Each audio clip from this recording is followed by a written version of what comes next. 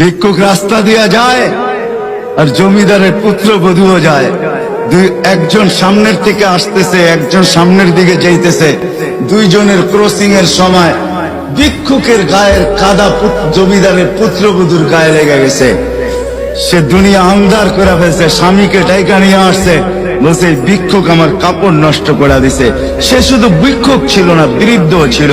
বৃদ্ধ ছিল না শুধু, জীর্ণ ছিল, শীর্ণ ছিল। শরীরে কাপড় ছিল না, ফাটা চিরা কাপড় ছিল। পায়ে জুতা ছিল না, পেটে ভাত ছিল না। জমিদারের পুত্র সইতে পারে নাই, যৌবনী শক্তি সয় তো সয় কি কইরা। তার স্ত্রীর গায়ে ভিক্ষুকের কাদা, বস সমগ্র শক্তিকে হাতে জমা করা, একত্র করা বৃদ্ধের গালে বসায়। বৃদ্ধ কিচ্ছু বলে নাই, শুধু উপরের দিকে তাকায় দুই তিনটা শব্দ উচ্চারণ করছেন। শব্দগুলা হলো ইয়া মাল্লাহ তারা হলো ওয়ুন, ও আল্লাহ চোখে দেখা যায় না। ও তারা কুল্লা শাই, তুই সব দেখিস। ফারা তারা মা বি, তুই কি দেখিস না আমার সাথে কি ঘটতেছে, এটা কি দেখিস না? বলতে দেরি যুবক, মরতে দেরি হয় নাই। জমিদার চলে আসছে, প্রতিশোধ নিবে।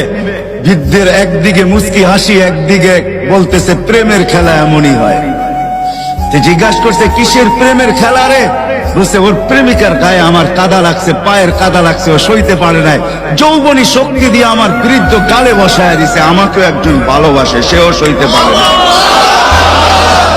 সেও সইতে পারে না। ও তো থাপ্পড় দিয়া ক্ষান্ত, সে জান নিয়ে নিছে, জান।